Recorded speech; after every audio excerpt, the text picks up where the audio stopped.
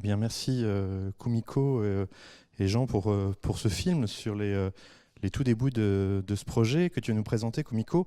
Et avant que tu nous présentes ce projet, je voudrais aussi te présenter. Donc, Kumiko Kotera est une brillante astrophysicienne française, spécialiste, vous l'aurez compris, des rayons cosmiques, en particulier des rayons cosmiques de haute énergie. Kumiko a obtenu sa thèse à l'IAP, à l'université Pierre et Marie Curie, qui est maintenant Sorbonne Université.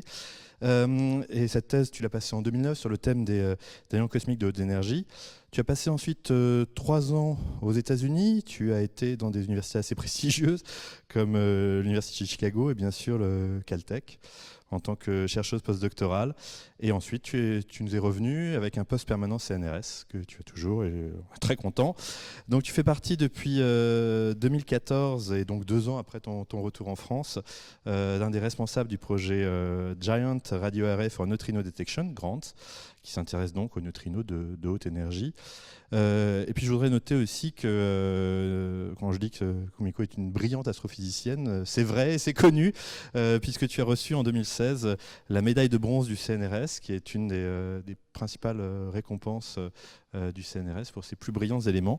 Et nous sommes très heureux de t'avoir à l'IAP et aujourd'hui pour nous parler de ce projet qui est important pour le laboratoire. Merci. Bonjour à tous. Merci beaucoup Karim pour cette présentation.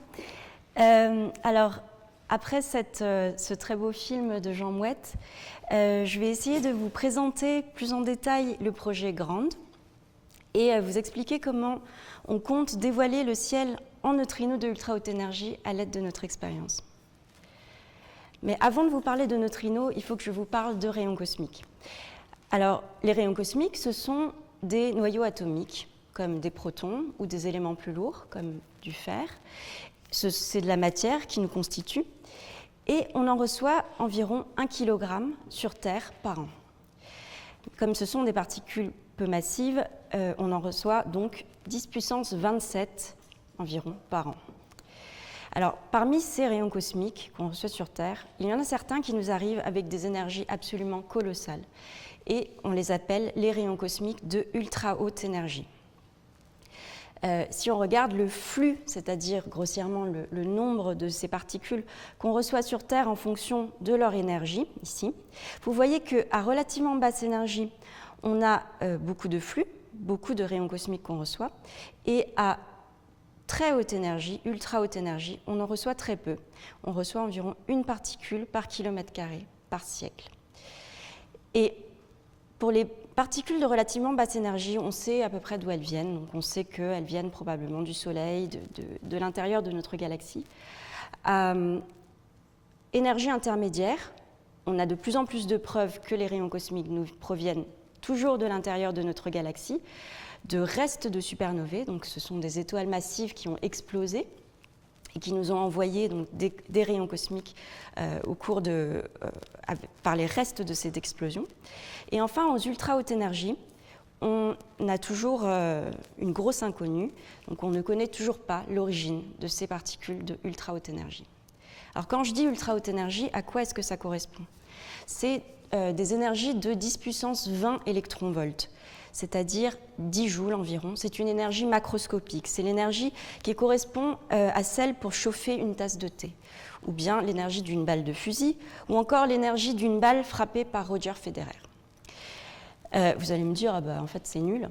En fait, non, c'est pas nul du tout, puisque c'est une énergie de cet ordre-là, macroscopique, mais contenue dans une particule subatomique. Et si la particule est peu massive, ça va être extrêmement compliqué de lui donner beaucoup d'énergie. Pour fixer les idées, au LHC, qui est l'accélérateur de particules le plus important, le plus grand sur Terre, on accélère des particules 10 millions de fois moins vite. Et aussi, si on voulait utiliser les technologies du LHC pour accélérer des particules aux énergies auxquelles on les observe, il faudrait un accélérateur de la taille de notre galaxie. Donc là, vous voyez quand même, c'est assez gigantesque. Alors maintenant, je vais vous expliquer un peu ce qui se passe dans la vie d'un rayon cosmique de ultra haute énergie. Alors les rayons cosmiques sont produits, on le pense, dans les sources les plus puissantes de l'univers. Donc elles vont être accélérées, donc on ne connaît pas ses sources, on ne l'identifie pas encore, on ne sait pas comment les particules sont accélérées, le mécanisme d'accélération. En tout cas, quelque chose se passe, l'accélération a lieu, et si la particule arrive à s'échapper de l'environnement de la source, elle va pouvoir se propager dans l'univers et peut-être arriver jusqu'à la Terre. Lors de sa propagation dans l'univers, les rayons cosmiques vont rencontrer des champs magnétiques. L'univers entier est magnétisé et comme les rayons cosmiques sont des particules chargées, ils vont être déviés par les champs magnétiques et donc ça va compliquer beaucoup de choses pour retrouver leur source.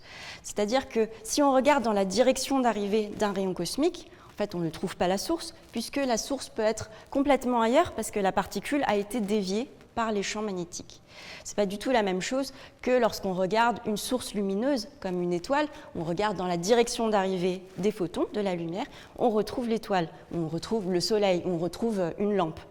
Donc voilà, le problème vraiment des rayons cosmiques pour remonter à leur source, c'est cette histoire de déflexion magnétique. Il y a autre chose qui arrive à ces particules au cours de leur trajet dans l'univers, c'est des interactions avec les différents fonds de photons et de matière. Alors ça peut se passer soit lorsque la particule se balade dans l'univers, soit même au sein de la source. Donc dans l'univers et dans les sources, il y a énormément de photons qui se baladent, surtout dans les sources, mais aussi dans l'univers, et aussi de la matière. Et ce qui va se passer, c'est que les rayons cosmiques qui se baladent vont rencontrer, vont collisionner, vont interagir avec les photons et la matière et produire ainsi, et perdre de l'énergie et donner cette énergie perdue à des particules secondaires comme donc des rayons gamma, donc des photons de très haute énergie, ou des neutrinos. Donc j'en arrive du coup à ces particules qui sont produites et qui peuvent nous arriver sur Terre et qu'on peut essayer d'observer.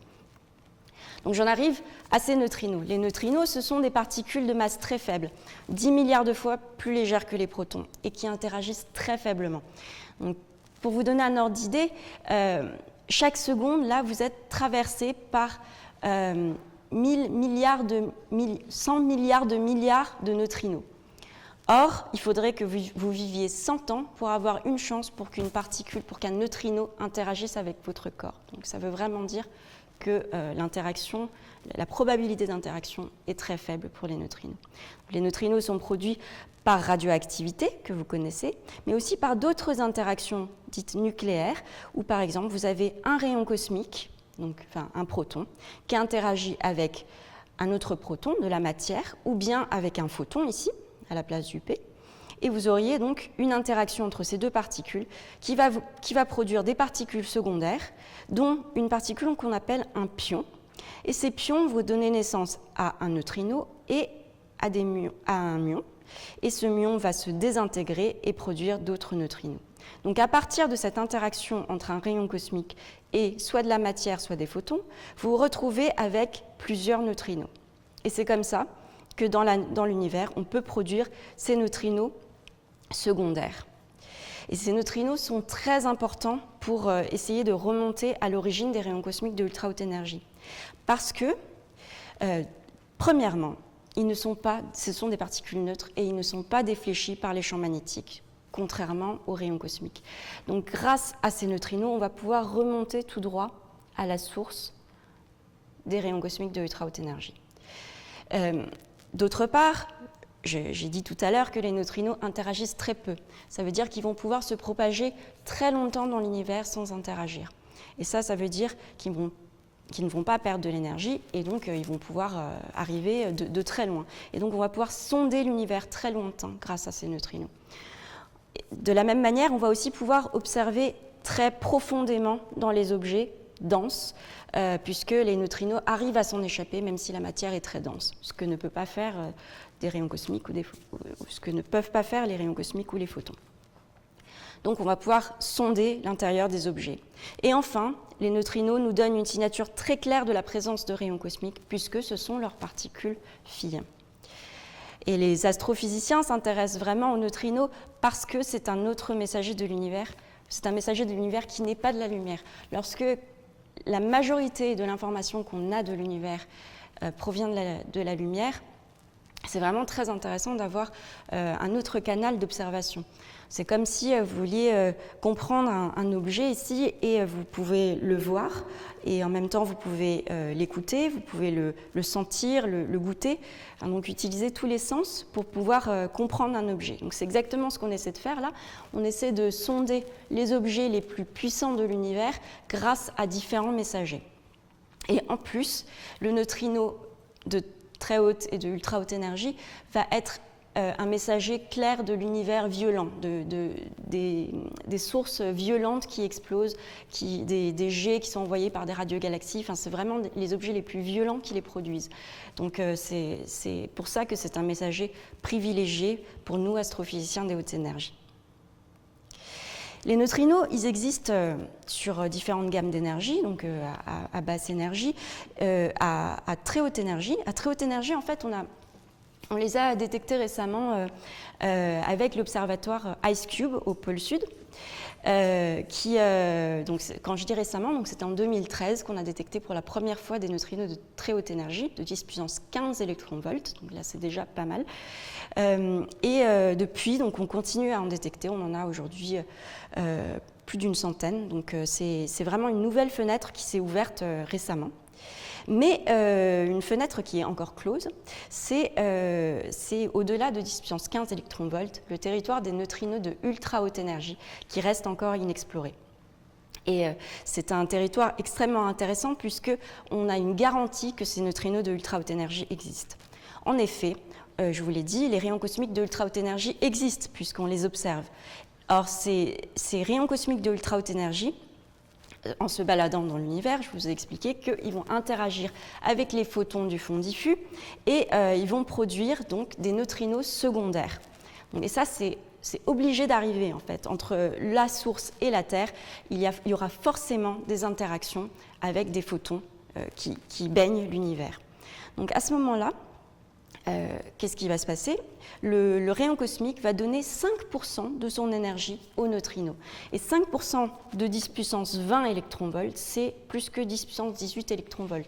Donc ça veut dire que le neutrino va quand même récupérer 10 puissance 18 électronvolts, c'est une particule de ultra haute énergie. Et donc là, vous avez en orange les prédictions théoriques qu'on a faites pour ces flux de neutrinos, c'est les niveaux de neutrinos qu'on devrait pouvoir obtenir grâce à ces rayons cosmiques de ultra haute énergie. Donc vous voyez que ça fait une bande relativement large à cause des incertitudes qu'on a sur les sources des rayons cosmiques. Mais on a quand même une bande qui est finie. Et donc on sait que si jamais on arrive à taper bas ici, si on arrive à construire un détecteur qui arrive à observer des neutrinos jusqu'à ce niveau de flux, on est sûr d'observer des neutrinos de ultra haute énergie. Mais quand même, il faut bien se rendre compte que ces flux ici sont très faibles et qu'il va falloir de très grandes surfaces collectrices pour arriver jusque-là. Et c'est vraiment le but de notre projet GRAND, qui est donc d'essayer de garantir la détection de neutrinos de ultra haute énergie et de taper ici, de construire un détecteur avec une énorme surface collectrice pour pouvoir détecter des neutrinos jusqu'à ces faibles flux. Donc j'en arrive à la description du projet GRAND. Donc, GRAND, c'est l'acronyme de Giant Radio Array for Neutrino Detection. Et là, vous voyez déjà qu'il y a Giant dedans, géant. Donc, on est dans le gigantisme, le colossal. Donc, le concept de GRAND est le suivant. Donc, on a une source puissante, on ne sait pas laquelle, qui va nous envoyer des neutrinos de ultra haute énergie. Et ces neutrinos vont se propager dans l'univers et peut-être arriver sur Terre. En arrivant sur Terre, ils vont pouvoir interagir avec la croûte terrestre. J'ai dit que les neutrinos étaient des particules qui interagissent très peu, mais la croûte terrestre étant très dense, les neutrinos vont quand même pouvoir interagir, et certains de ces neutrinos, qu'on appelle des neutrinos tau, vont interagir avec la croûte terrestre et produire une particule tau. Cette particule tau va pouvoir s'échapper dans l'atmosphère, et là, elle va se désintégrer et produire des particules secondaires. Ces particules secondaires vont interagir avec les molécules de l'atmosphère et produire d'autres particules secondaires qui vont encore interagir avec les molécules de l'atmosphère et produire encore des particules secondaires. Et vous allez ainsi obtenir une cascade de particules secondaires qui va se développer dans l'atmosphère, comme vous voyez ici en rouge. Et donc, cette cascade, on l'appelle une gerbe atmosphérique. Et dans cette gerbe atmosphérique, vous avez des particules chargées positivement et négativement. Or, vous savez qu'il existe sur Terre un champ magnétique, le champ géomagnétique. Et les particules qui sont chargées dans cette gerbe vont donc interagir avec ce champ, vont être défléchis par ce champ, et les charges plus vont aller d'un côté, les charges moins de l'autre, et vous allez donc ainsi produire un courant électrique, donc un champ électrique, et donc un signal radio. Ce signal radio, vous allez pouvoir l'observer en mettant une antenne radio. Donc ça va être autour d'une centaine de mégahertz, donc ça c'est vraiment les fréquences auxquelles vous écoutez la radio quand vous allumez le poste. Ce qui est très intéressant, c'est que ce signal radio se développe dans l'atmosphère sur plusieurs dizaines de kilomètres et son empreinte au sol va faire quelques kilomètres. Donc sur quelques kilomètres, vous mettez des antennes et vous pouvez vous pouvez voir ce signal radio. Pourquoi quelques kilomètres, c'est bien ? Parce que ça veut dire qu'on peut planter une antenne tous les kilomètres et quand même avoir un très bon échantillonnage du signal radio. Et ça veut dire que si on peut planter des antennes à tous les kilomètres, ça veut dire qu'on n'a pas besoin d'énormément d'antennes pour couvrir de très grandes surfaces. Enfin, on peut, du coup, avec le même nombre d'antennes, couvrir d'énormes surfaces. Et c'est donc l'idée de Grand. Et les antennes radio sont parfaites pour déployer des réseaux géants, puisque, d'une part, on sait que la technique radio a déjà été prouvée comme très efficace pour détecter les particules cosmiques et essayer de remonter à l'information de la particule qui a fait ce signal radio. Donc ça, c'est une science qui est déjà bien comprise. Et donc, les antennes radio, c'est des détecteurs très bon marché. Vous voyez, c'est juste du fil de fer sur un mât, avec une électronique relativement simple, avec un petit panneau solaire. C'est quand même très simple par rapport à d'autres choses qu'on peut faire. C'est très robuste, et donc, comme c'est simple, pas cher et robuste, c'est idéal pour déployer des réseaux géants. Alors, avec Grand, on est très ambitieux. On veut déployer 200 000 antennes radio sur 200 000 km². Donc ça, c'est la taille de l'Angleterre. Donc quand je dis qu'on est ambitieux, on l'est vraiment. On ne va pas le faire d'un seul tenant, ça ne va pas être sur un bloc, mais on compte déployer une vingtaine de sous-réseaux de 10 000 antennes sur des sites favorables en Chine et dans le monde. Donc là, par exemple, vous avez une proposition complètement à discuter de distribution de sous-réseaux. Donc vous auriez des sous-réseaux en Amérique du Sud, en Afrique du Sud, beaucoup en Chine et dans les pays alentours, en Australie. Donc voilà, quelque chose de possible. Quand je dis site favorable, on a plusieurs critères. Donc on a absolument besoin d'un environnement radio très propre, pas de bruit radio, donc loin des villes, dans des endroits désertiques, pas peuplés.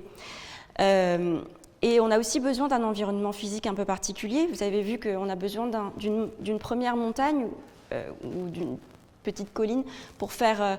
d'une montagne, pour pouvoir avoir une cible pour que les neutrinos qui arrivent puissent interagir avec la montagne.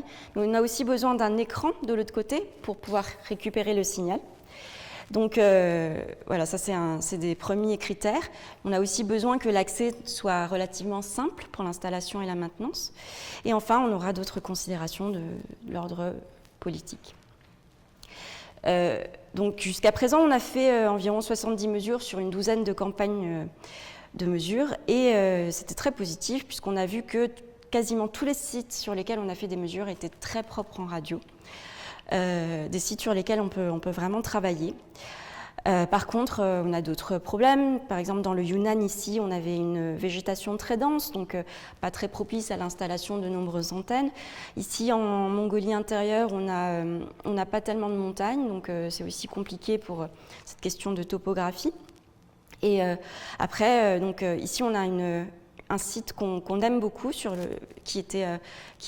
dont vous avez vu des images dans le film de Jean Mouette. C'est un site sur lequel on était un peu parti, et je vous en parlerai tout à l'heure. Mais on bute aujourd'hui sur des problèmes d'administration chinoise, de géopolitique, sur lesquels on est en pourparlers. Alors, je vais rentrer un peu dans le gras du sujet là et dans le genre de choses qu'on fait à l'IAP et dans mon équipe de recherche par exemple. Alors, pour savoir si un projet comme GRAND va vraiment tenir la route, si on va vraiment pouvoir être capable de détecter des neutrinos, il faut simuler le détecteur et étudier ses performances. Donc pour faire ça, il va falloir simuler la propagation du neutrino tau, son interaction avec la roche, sur des topographies réalistes. Ensuite, calculer la désintégration du neutrino tau, la production de la gerbe atmosphérique. À partir de la gerbe atmosphérique et du champ magnétique terrestre, calculer le signal radio qui en ressort. Ensuite, simuler la réponse de l'antenne radio. Et ensuite, comment elle va être interprétée par le DAQ ici, le système d'acquisition de données. Et ensuite, voir ce qu'on obtient sur notre ordinateur. Donc c'est toute une chaîne de simulation sur laquelle on travaille avec différents programmes et plusieurs chercheurs. Et donc avec ça, on a réussi à tracer, à calculer plusieurs courbes, dont cette courbe-là, qui est une courbe très intéressante, c'est la sensibilité de notre expérience en flux. Donc ici, vous avez le flux de neutrinos, donc ce que je vous disais grossièrement, le nombre de particules qu'on peut recevoir ou qu'on peut détecter en fonction de l'énergie des neutrinos. Et là, en gris, vous avez donc les prédictions théoriques des flux de neutrinos attendus grâce à l'observation, contraintes par l'observation des rayons cosmiques de ultra haute énergie. Donc ce que vous pouvez voir, c'est qu'on arrive à mordre assez profondément dans cette courbe grise, dans cette zone grise en 3 ans, et si on fait fonctionner notre expérience sur 10 ans, on va vraiment pouvoir atteindre le bas de cette courbe en gris, de cette zone en gris clair, et du coup quasiment garantir la détection de neutrinos de ultra haute énergie. En gris foncé, on a les prédictions pour des paramètres très pessimistes, auxquels je ne crois pas forcément, mais bon, scientifiquement, il faut quand même les montrer. Donc voilà le genre de résultats qu'on peut obtenir. Ce qu'il faut aussi savoir, c'est que là, je vous montre les prédictions théoriques pour les neutrinos qui sont produits lors de la propagation des rayons cosmiques dans l'univers entre la source et nous. Mais il y a aussi d'autres neutrinos de ultra haute énergie qui sont produits au sein de la source lorsque les rayons cosmiques sont accélérés dans la source même et qu'il y a beaucoup de photons à l'intérieur et de baryons.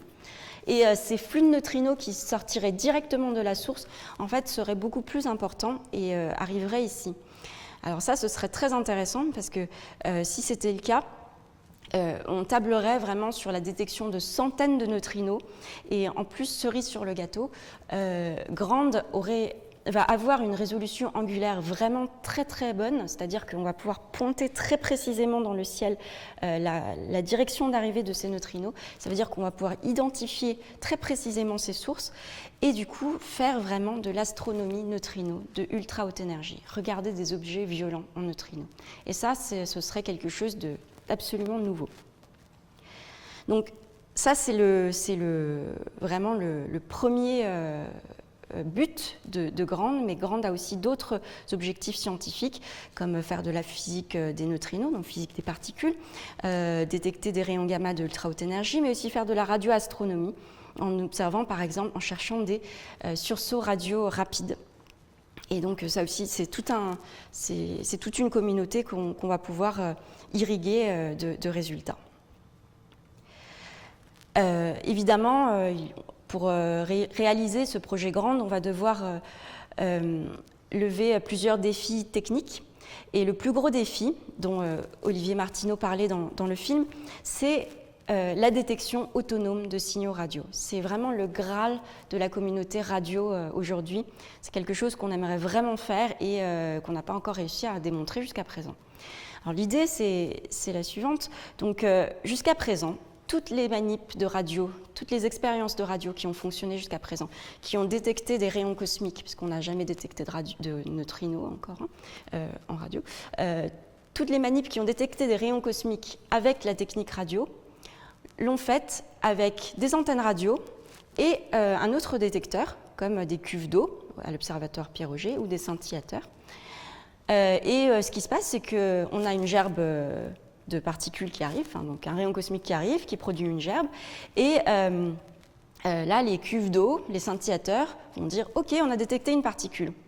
Donc, ce que font les chercheurs, c'est qu'ils vont aller récupérer dans les données radio, qui sont prises continuellement, ils vont aller récupérer le moment où la particule est tombée, et là, ils analysent les données. Donc, ce n'est pas du tout les antennes radio qui arrivent toutes seules à dire « une particule est passée ». C'est vraiment un autre détecteur qui est là aussi au même endroit, qui va pouvoir dire qu'il y a une particule qui est passée.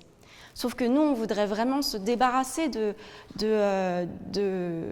ce déclenchement externe par un autre détecteur et fonctionner uniquement en radio, puisque voilà, c'est beaucoup moins cher en fait, et c'est vraiment un détecteur radio de 200 000 km² qu'on voudrait construire.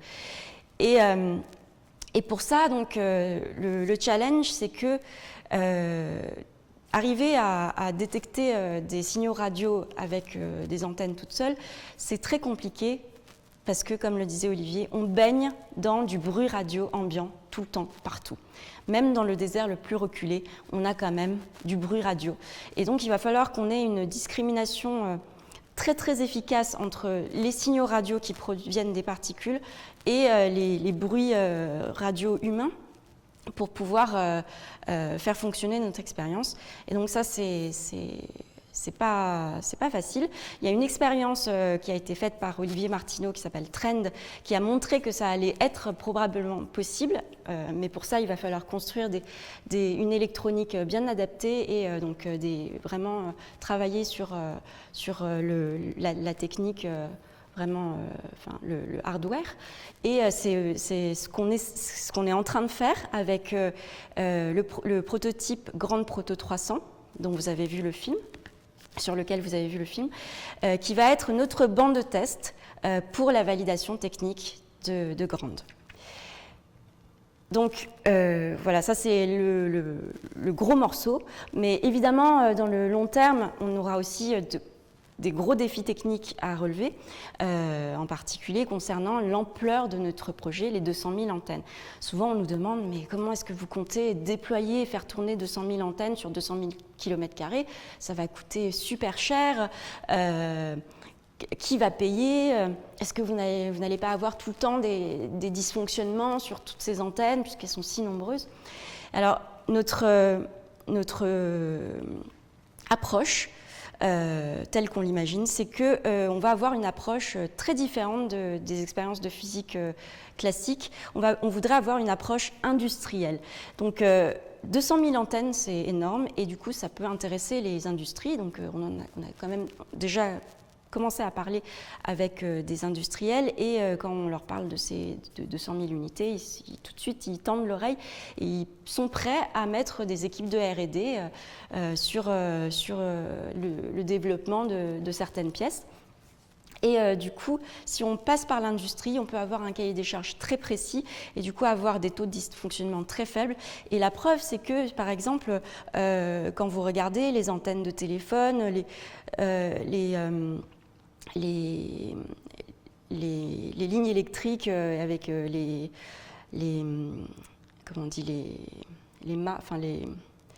pôles. Oui, tout le réseau électrique. Enfin, oui, bon, bref, tout le réseau électrique a très peu de dysfonctionnement. Et donc, on peut, avec l'industrie, arriver à quelque chose de très robuste.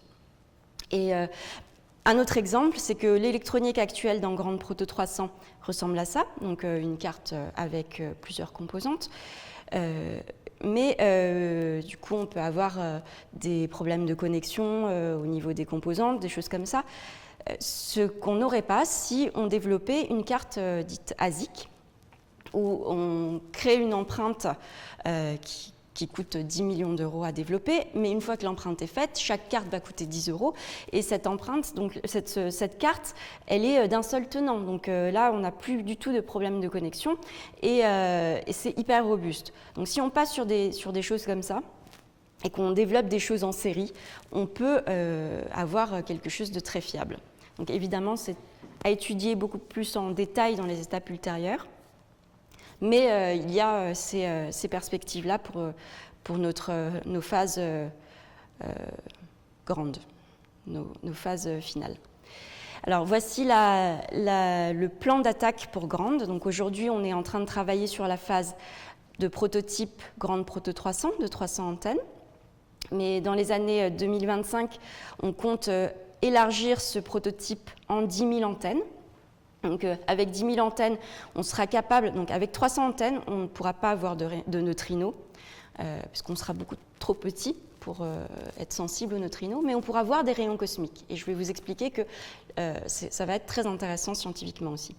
Avec 10 000 antennes, on sera prêt à voir des neutrinos. Et on espère, à ce moment-là, peut-être être les premiers à découvrir ces particules-là. Et ensuite, dans les années 2030, on compte déployer donc, plusieurs de ces sous-réseaux, donc une vingtaine, et arriver à 200 000 antennes pour pouvoir vraiment faire de l'astronomie neutrino. Alors donc, je vous le disais, aujourd'hui, on se concentre sur la phase 300 antennes. Donc, Grande Proto 300, c'est tout d'abord un banc de test pour valider la technique de détection grande, mais pas que. Ça va faire beaucoup de sciences très intéressantes et pour les rayons cosmiques.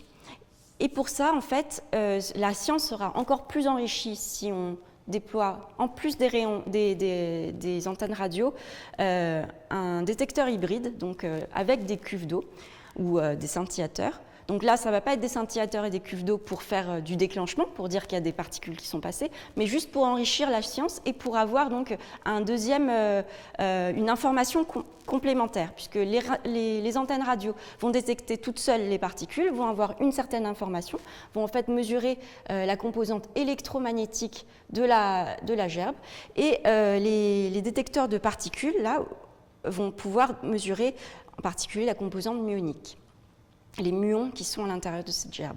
Et donc avec ces deux informations complémentaires, on serait vraiment privilégié pour étudier une gamme d'énergie très intéressante dans les rayons cosmiques. C'est la gamme d'énergie 10 puissance 16,5 à 18 électronvolts. Donc ce transparent, vous l'avez vu dans le film. Donc c'est une zone très intéressante puisqu'elle correspond à une zone dite de transition entre l'origine galactique et extragalactique des rayons cosmiques de très haute et ultra haute énergie.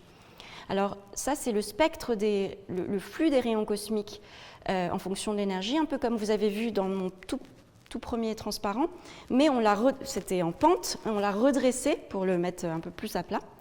Et en fait, à relativement basse énergie, donc comme je vous le disais, on sait que l'origine des rayons cosmiques est galactique, elle provient de restes de supernovae.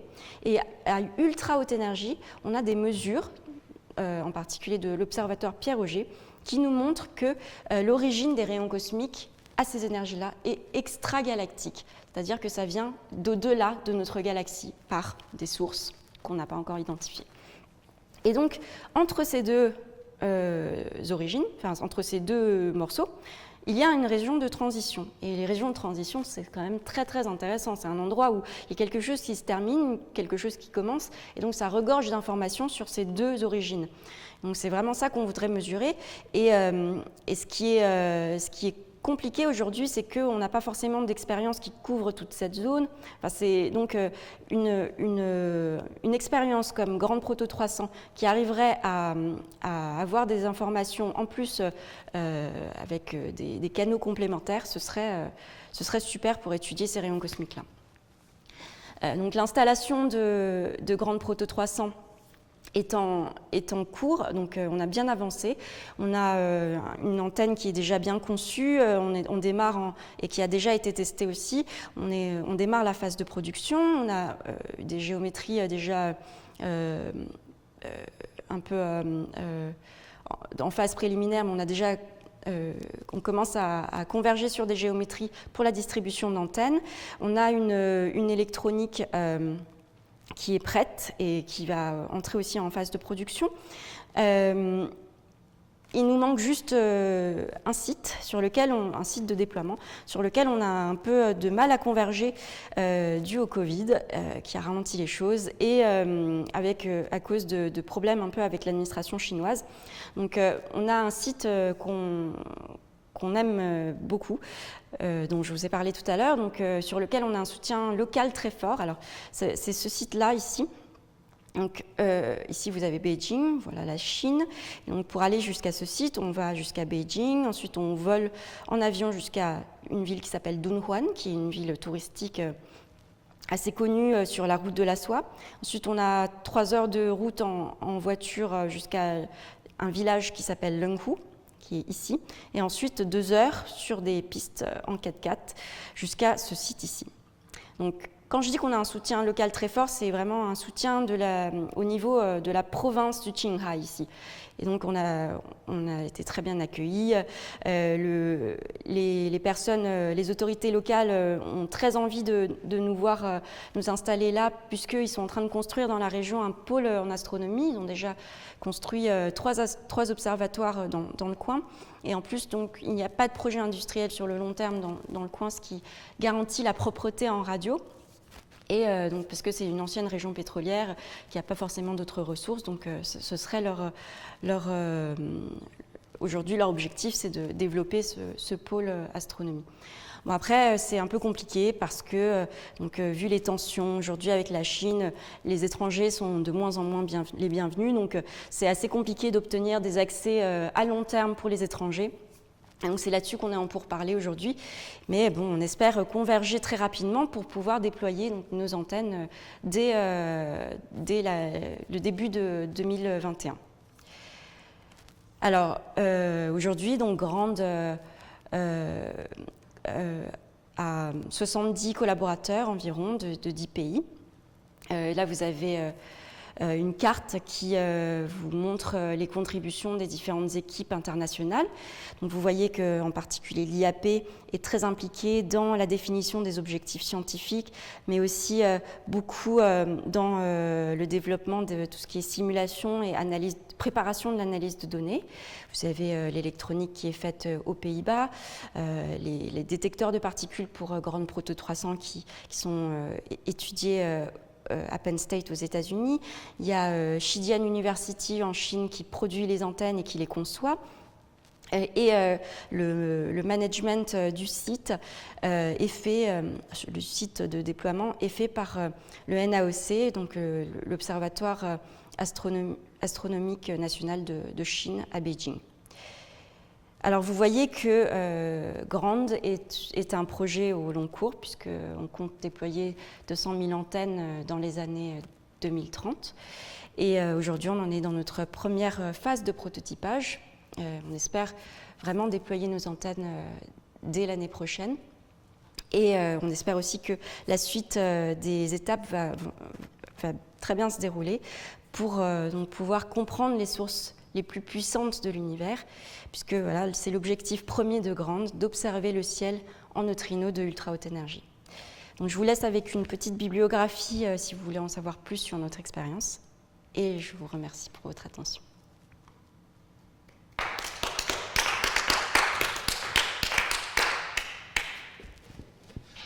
Merci beaucoup, Kumiko. On est un petit peu en avance, on n'est pas super fort pour le timing. Désolée. Notre métier, c'est pas la vidéo, mais on progresse à chaque fois.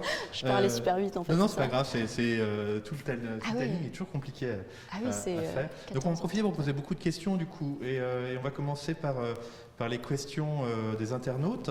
Et je laisse donc la parole à Guillaume qui a suivi le chat en direct. Et je vous rappelle d'ailleurs que vous pouvez poser toutes les questions que vous souhaitez sur le chat pendant toute cet après-midi. Donc Guillaume, c'est à toi et Kumiko. Alors, il n'y a pas eu énormément de questions, il y a pas mal de commentaires, des gens qui étaient contents de suivre ta conférence, donc déjà c'est bien, ça fait plaisir de lire ces commentaires, donc merci. Mais il y avait une question tout de même qui était de savoir, est-ce qu'il était possible qu'une particule,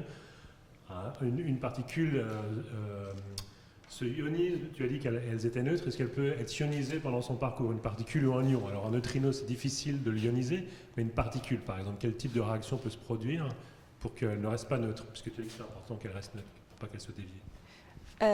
Pour les rayons cosmiques ou non Par exemple, les rayons cosmiques. En fait, les rayons cosmiques sont chargés. Après, elles peuvent devenir... en fait, c'est une bonne question, parce qu'il arrive que le rayon cosmique, en particulier dans la source, interagisse et devienne un neutron de ultra haute énergie. Et à ce moment-là, elle peut être neutre pendant un certain temps et parcourir, pas l'univers, hein, pas de très grande distance, mais... Par exemple, la taille de notre galaxie, ça dépend de l'énergie en fait, mais oui, pour parcourir une certaine distance en restant neutre et du coup pointer vers la source. Donc ça, c'est effectivement possible. Après, cette interaction et cette production de neutrons est évidemment pas systématique et pas forcément assez fréquente pour que on arrive super bien à identifier ces sources, mais c'est une étude qui est faite, d'essayer de voir s'il n'y a pas des rayons cosmiques qui pointent quand même vers une source. À ce moment-là, ce seraient des neutrons. D'accord. Et une autre question là de moi, parce qu'en fait, la semaine dernière, on avait une conférence de Michel Gonin du mardi soir qui nous parlait des neutrinos et des détecteurs de neutrinos, les expériences Super Kamiokande, Hyper Kamiokande au Japon, qui sont de grandes piscines, enfin un processus expérimental extrêmement gros. Là, ce sont des antennes, alors elles doivent être très nombreuses, mais c'est des antennes, donc des techniques apparemment assez différentes. Est-ce que tu peux nous faire un lien un petit peu entre la différence, évidemment, j'imagine, l'énergie des neutrinos, oui. Mais d'un point de vue technique de détection et peut-être aussi d'un point de vue physique d'une certaine manière, quels sont entre ces deux domaines d'énergie de neutrinos, et à l'intersection, tu en as un petit peu parlé tout à l'heure, ou même est-ce que Super Kamiokande, ce type d'expérience, pourrait détecter des neutrinos de super énergie, et à l'inverse, votre expérience pourrait-elle détecter des neutrinos de plus faibles énergies? Oui, on travaille vraiment sur des énergies de neutrinos très, très différentes. Donc Super Kamiokande travaille plutôt sur des neutrinos de ces énergies-là autour du MeV, 10 puissance 6 électronvolts, et nous on est autour de 10 puissance 18 électronvolts, donc il y a quand même 10 ordres de grandeur de différence. Oui, les techniques de détection sont différentes et ne sont pas du tout adaptées, ne peuvent pas être interchangeables l'une. Enfin, nous, on ne pourrait jamais détecter des neutrinos de faible énergie comme ça, et réciproquement. Je ne suis pas du tout experte sur la détection des neutrinos au MEV, donc j'ai peur de dire des bêtises, je ne veux pas trop m'avancer. C'est des piscines. Je crois que c'est des grosses piscines avec des neutrinos qui arrivent et qui doivent faire j'imagine, de la lumière Cherenkov qui doit être vue ou quelque chose comme ça. Nous, on utilise l'atmosphère comme piscine en fait, où donc on a la gerbe atmosphérique qui se développe et c'est le signal qui est produit au moment de cette cascade qu'on va pouvoir observer. Donc au lieu d'avoir une grosse piscine, nous on utilise la Terre, donc d'où la différence d'échelle. Mais oui, après astrophysiquement, c'est extrêmement intéressant parce que Super Kamiokande va pouvoir sonder, par exemple, ce qui se passe au moment de l'explosion de supernovae et les neutrinos qui sont produits à ce moment-là. par d'autres mécanismes que ce que nous, on étudie avec les rayons cosmiques de ultra haute énergie, mais on étudie souvent des objets similaires. Donc les supernovae, avoir leur signature en neutrinos au MEV et leur signature en neutrinos à 10 puissance 18 électronvolts, c'est génial.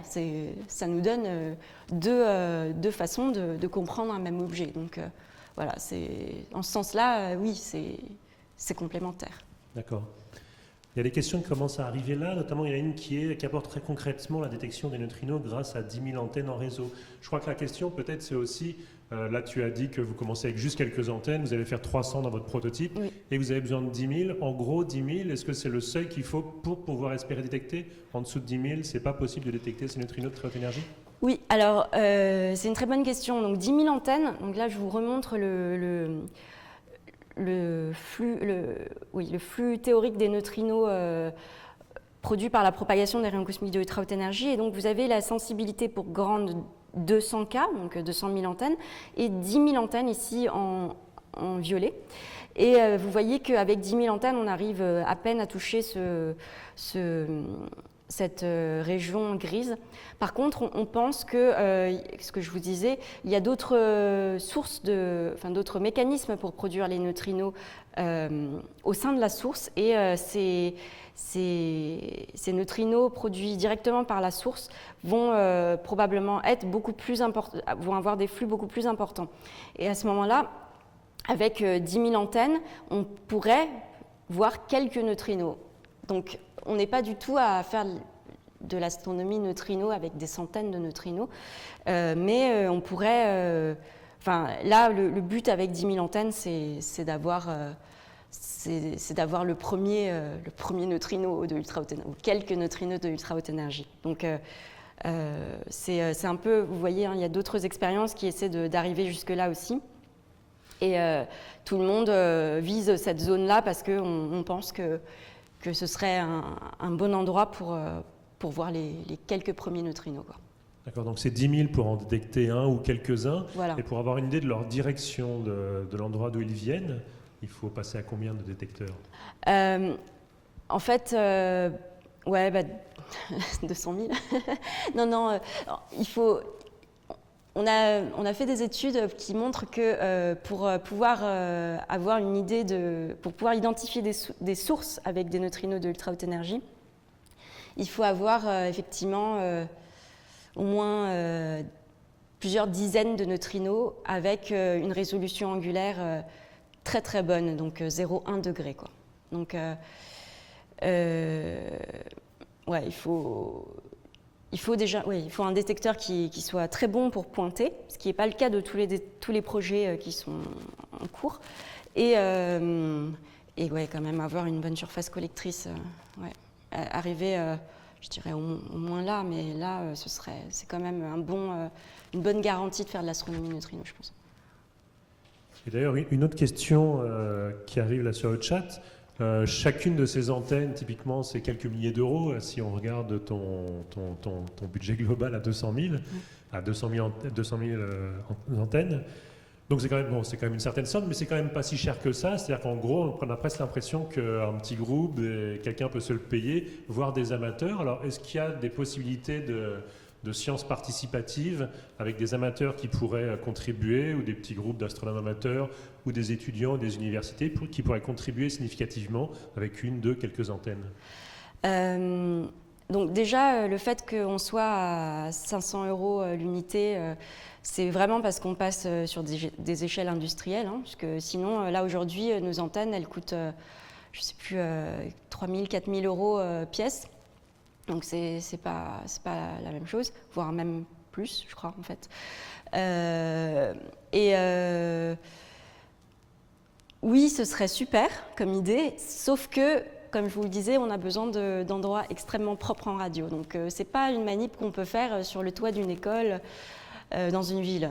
Et même dans la campagne, il faut être dans le désert, oui, si les gens sont prêts à se déplacer en Chine dans le désert, ou peut-être parce qu'à partir du moment où on aura des des sous-réseaux dans plusieurs continents, sur plusieurs continents. Par exemple, peut-être qu'en Afrique du Sud, il peut y avoir des gens qui vont installer quelques antennes, commencer à installer un... Mais bon, ça me paraît quand même difficile. Ce serait bien, mais... Dans l'accès, il y a quand même une grosse difficulté. Oui, c'est ça. Je pense qu'il faut vraiment aller dans des endroits isolés. Avec une infrastructure qui va avec. C'est ça. Alors, une autre question, c'est est-ce que tu peux nous parler du fond diffus des neutrinos de supernova, qui, elles, sont à plus basse énergie, j'imagine. Lui est à plus basse énergie. Est-ce que tu as des éléments là-dessus? Non. Tu connais moins bien ce sujet. Alors, on va passer à une autre question. Oui, désolée. Non, je ne veux pas m'avancer là-dessus. C'est vraiment pas mon domaine d'expertise et je préfère passer. Peut-être une question peut-être un peu plus politique ou un peu d'histoire des sciences. Comment on en arrive, là on voit dans le film, on te voit toi et ton collègue français discuter avec un collègue chinois. Comment on arrive à faire une collaboration comme ça avec des équipes chinoises d'un point de vue technique, infrastructure et d'un point de vue scientifique? Quelle est un peu l'histoire de cette collaboration entre ici, le NPNHE c'était? Oui, c'est le NPNHE. l'IAP et puis la Chine. Oui, c'est une histoire sympa en fait. Donc c'est Olivier Martineau qui était parti 5 ans en Chine pour aller collaborer avec notre troisième co-porte-parole, donc Champing Wu, qui est notre premier collègue chinois. Et donc il est parti pour monter cette expérience Trend, avec laquelle il voulait faire de la détection autonome en radio, avec une toute petite expérience. Donc ce qu'il a fait, c'est qu'il a vraiment récupéré, donc ça lui a coûté 0 €. Il a récupéré des antennes de son collègue Champing Wu qui faisait lui une manip de radioastronomie, donc il y en avait qui restaient, machin. Donc il a pris ça, puis donc il a monté son truc. C'était un semi-succès finalement, puisque ça a donné des résultats intéressants. Et donc après ça, il est revenu en France et il avait un peu en tête de monter quelque chose de plus grand. Et un jour, il est venu à l'IAP au café et on était en train de discuter. Il me dit j'aimerais bien, je suis en train de me dire que ce serait marrant de monter, de déployer, à l'époque il me disait 60 000 antennes en Chine et faire de la détection autonome pour par exemple voir des neutrinos, qu'est-ce que tu en penses? Et donc il me dit je pense qu'on pourrait voir des neutrinos jusqu'à à peu près ce flux-là. Et là je regarde, je dis vraiment, c'est génial, allez on y va. Et donc voilà, on a commencé comme ça à monter la collaboration, on a rameuté d'autres personnes. Il avait déjà son réseau, du coup, quelques personnes avec qui il avait travaillé en Chine sur Trend, et on a rameuté plein d'experts internationaux sur la radio et sur les neutrinos de ultra haute énergie, puisqu'on a aussi beaucoup de théoriciens dans notre collaboration. Et puis voilà, ça s'est fait petit à petit sur 5 ans comme ça. Et en Chine, c'est quelle population? Il y a plusieurs universités, plusieurs instituts Alors en Chine, donc, historiquement, au départ, on avait surtout le NAOC, donc l'Observatoire astronomique national de Chine, donc à Beijing, là où travaille Champing Wu, et Junhua Gu aussi, Gu Junhua que vous avez vu dans le film. Et après, donc, Champing étant extrêmement connecté avec beaucoup de personnes en Chine, il a réussi à convaincre une équipe radio de Xidian Université à travailler avec nous. Donc, et ça se passe super bien. Ils sont très intéressés. Donc, eux, ce n'est pas du tout des astronomes, mais c'est vraiment le côté technique qui les intéresse. Et là, on commence à aussi bien travailler avec Nanjing University, donc, sur les aspects simu et sur l'aspect science, et aussi avec Purple Mountain Observatory, qui est... alors, je ne sais plus où c'est. Je crois que c'est aussi à Nanjing, en fait, je crois. Par là. Non, peut-être. En Chine, en tout cas. Bon, en Chine, en tout cas. Avec des collègues qui vont aussi travailler sur Grande Proto 300 et sur tout le côté même détecteurs de particules, voilà, comme Penn State aux États-Unis. Donc, ouais, on a établi un réseau aussi en Chine qui est indispensable parce que c'est eux qui ont l'argent pour commencer. Et puis c'est eux qui sont sur le terrain en première ligne pour pouvoir aller manipuler. Voilà. D'accord. Là, il y a d'autres questions qui arrivent sur le chat, et notamment il y en a un peu une question de Liv Derkor qui me paraît intéressante, c'est attends une idée de l'énergie maximale d'un neutrino. Et là, on a vu, tu as donné des ordres de grandeur qui étaient toi ce que tu considérais, ou tes collègues et toi, comme énergie maximale. Déjà, celle-là, comment on peut arriver à la quantifier, vu qu'ils n'ont pas encore été détectés? Et puis, est-ce que c'est vraiment déraisonnable d'imaginer des énergies 10, 100, 1 million de fois plus élevées?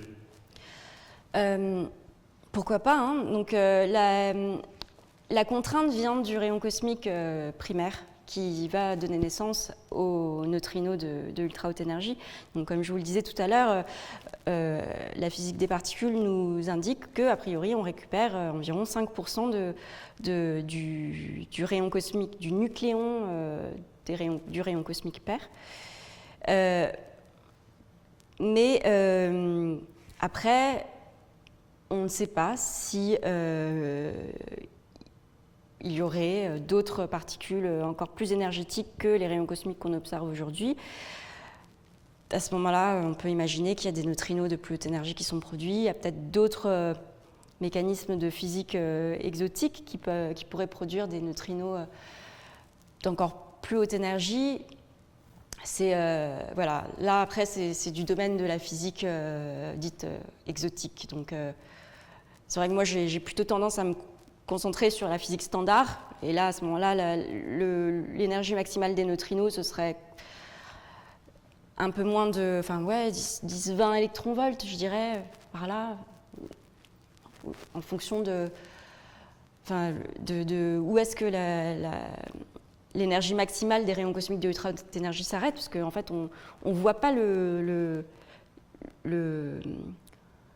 flux des rayons cosmiques de ultra haute énergie baissant très fortement, on ne voit pas le bout du spectre, en fait. Donc, il y a probablement des particules de plus haute énergie qui sont produites, mais qu'on ne voit pas.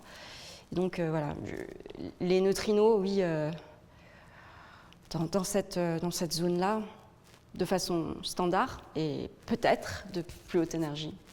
Donc toi, on comprend bien, donc toi et puis avec tes collègues, vous travaillez sur cette physique assez standard. Voilà. Il y a des gens qui travaillent sur de la physique plus exotique pour essayer de faire des prédictions de neutrinos encore plus haute énergie. Oui, mais après, c'est vrai que de plus en plus, les expériences qui existent, donc en particulier Anita, alors je ne sais plus si j'ai les courbes ici, mais on a des... non, je n'ai pas montré les courbes, mais il y a des expériences qui travaillent à ultra haute énergie ici, qui contraignent assez fortement les flux de neutrinos à ultra haute énergie. Donc, plus on va avancer dans le temps et moins il y a de place pour de la physique complètement exotique avec des flux abondants de neutrinos de ultra haute énergie. Ces expériences-là, ces tirets-là, ces courbes que tu montres, ce sont des expériences concurrentes un peu à Grant. Est-ce que tu peux nous en dire un mot, en quoi elles sont différentes, qu'est-ce qu'elles pourraient faire de mieux, de moins bien, comment elles se comparent avec votre projet? Alors, c'est pas forcément de la concurrence, c'est plus, je pense qu'on peut plus parler de complémentarité parce que c'est des techniques extrêmement différentes. Donc par exemple, POEMA, c'est un satellite qui va observer les gerbes atmosphériques d'en haut. Donc au lieu de regarder les gerbes qui se développent en étant sur Terre, ils comptent mettre un satellite au-dessus de l'atmosphère et regarder les gerbes qui se développent à l'intérieur de l'atmosphère. Donc il y a pas mal de problèmes techniques, mais enfin de problème, de challenge technique, mais c'est assez sympa. Je crois qu'il y a un prototype, il y a un ballon qui doit être en cours qui va bientôt être lancé pour valider certaines techniques de leur projet. Mais donc ça peut être vraiment une approche complètement différente et donc complémentaire. En plus, vous voyez que Poema va essayer d'aller à un peu plus basse énergie. Donc nous, on commence ici vers 17 par là, et Poema va essayer d'aller un peu plus bas en énergie. Donc s'ils y arrivent, ce serait bien d'observer ici. Les expériences Ara Ariana,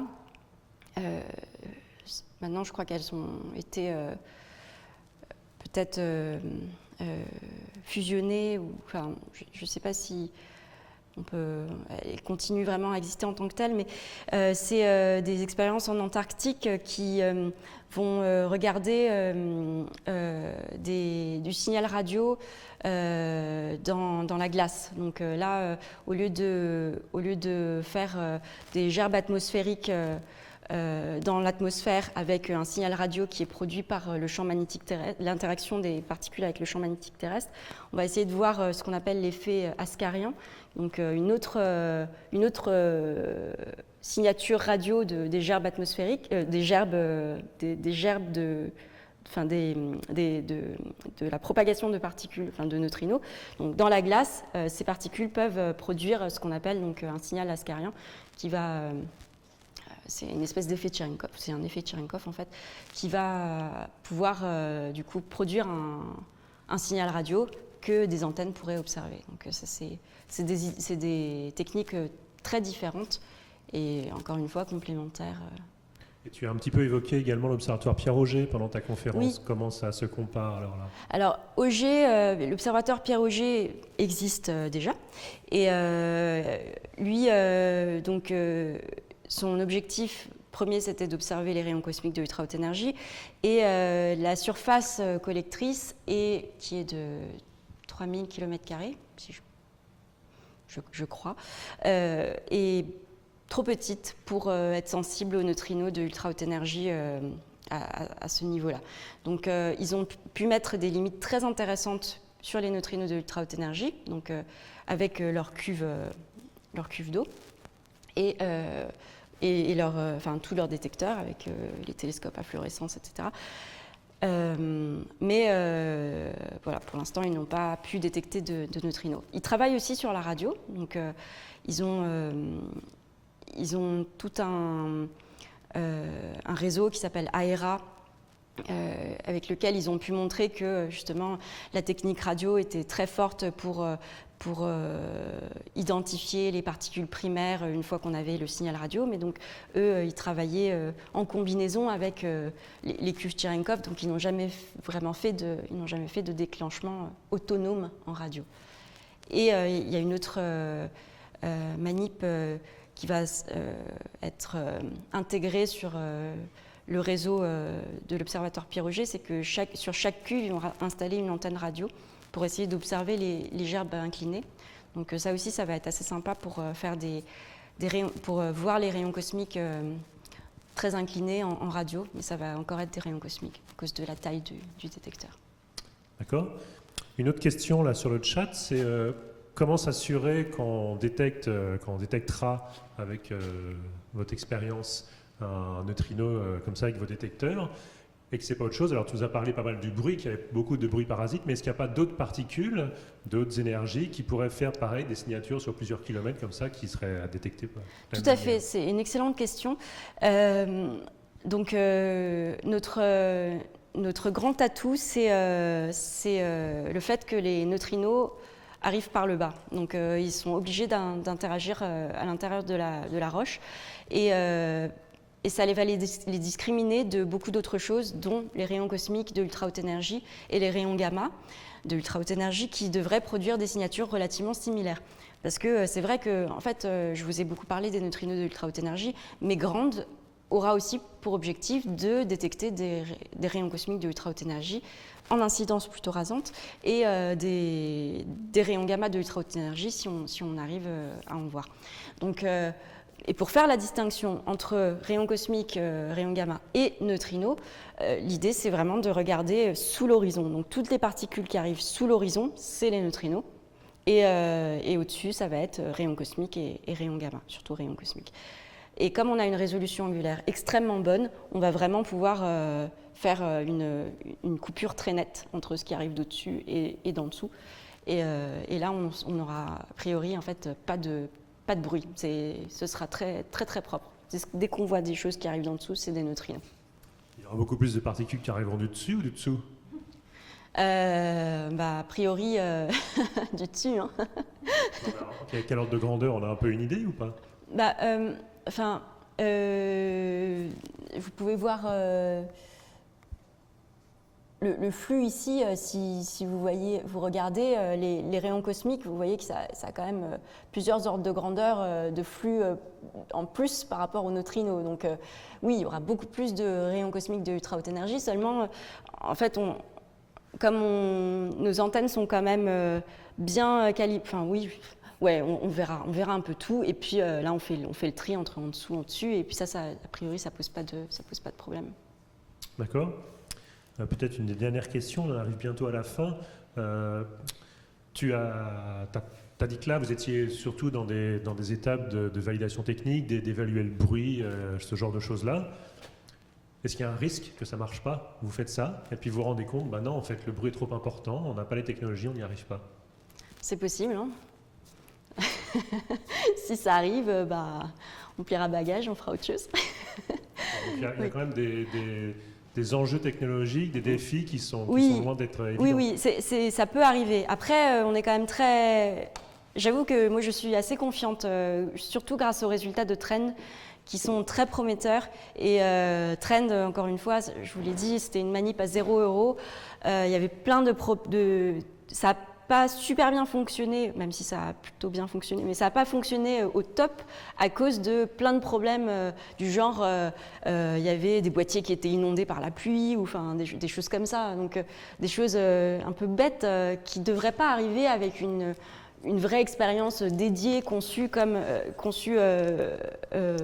avec amour, comme Grande Proto 300, non, je veux dire, qui a été vraiment designé exprès, quoi. Donc, avec Grande Proto 300, je pense vraiment qu'on a tous les atouts, et avec un site très propre, je doute qu'on ne parvienne pas à faire de la détection autonome, très honnêtement. Mais après, on le saura l'année prochaine, j'espère. Bon, si vous faites des expériences, c'est bien quand même, c'est intéressant. Enfin, voilà. C'est important, c'est pertinent de le vérifier. Il y a encore une question là qui est de savoir à quelle distance maximale pourraient être les sources de ces neutrinos à super haute énergie? Alors, comme je vous le disais, les neutrinos de ultra haute énergie n'interagissent que très peu, donc ils peuvent vraiment venir de très très loin.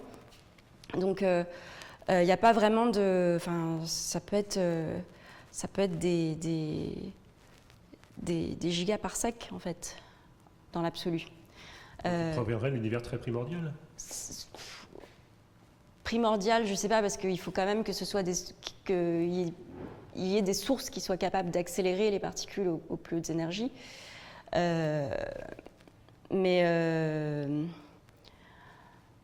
Oui, les neutrinos de ultra haute énergie, eux, pourraient venir d'un univers vraiment très loin, de radiogalaxies très très lointaines. Ça peut de plusieurs gigaparsecs, oui, c'est possible. Les rayons cosmiques de ultra haute énergie, eux, ont un horizon, puisqu'ils perdent de l'énergie au cours de leur propagation. Donc, eux, ils sont limités à quelques centaines de mégaparsecs. Mais leurs sources peuvent exister plus loin, et c'est pour ça que les neutrinos peuvent nous y donner accès. D'accord. Merci Kumiko. Merci Je propose à qu'on vous. arrête Merci à tout le ici et je redonne la parole à Karine pour la suite de cet après-midi. Merci. Moi, je remercie encore une fois Kumiko. Je veux Merci. dire que je suis très jaloux parce que j'avais plein de questions à poser et que tu t'en vas. Enfin, j'aurai l'occasion de te les poser une prochaine fois. Juste donner un petit peu de perspective avant qu'on passe à l'orateur suivant. C'était quand même un projet qui est assez fou, qui part de tu as dit, quasiment zéro, qui va avoir un prix final de l'ordre de quelques centaines de millions d'euros.